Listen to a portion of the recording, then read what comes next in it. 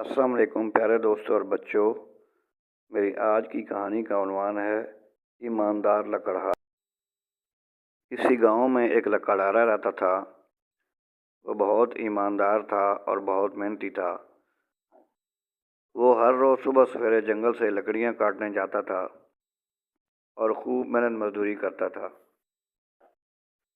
ایک دن لکڑہارا دریا کے کنارے لکڑیاں کاٹ رہا تھا۔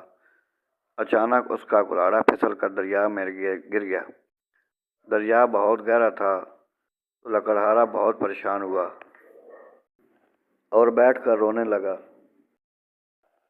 اتنے میں اللہ تعالیٰ کے حکم سے دریا کے کنارے پر ایک فرشتہ نمودار ہوا۔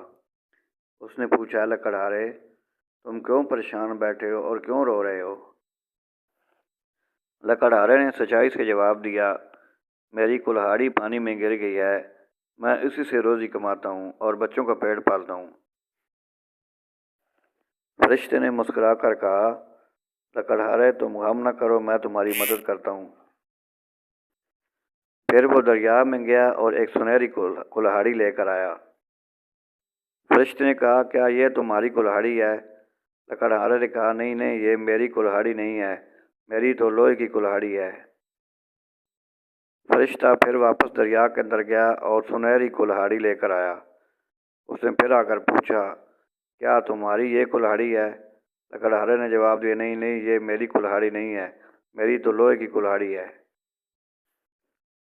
تیسری بار فرشتہ گیا اور ایک پرانی سی لوہے کی کلہاڑی لے کر آیا اور پھر پوچھا کہ کیا یہ تمہاری کلہاڑی ہے؟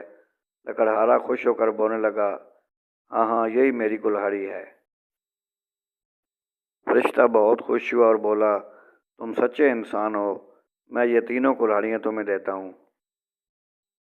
لکڑہارے نے اللہ کا شکر ادا کیا اور خوشی خوشی گھر واپس آ گیا۔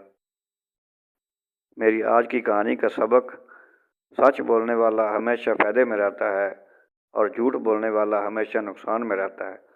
میری کہانی اگر اچھی لگے تو لائک کریں، سبسکرائب کریں۔ انشاءاللہ مزید اس طرح کی اچھی کہانیاں آپ کو ملتی رہیں گی۔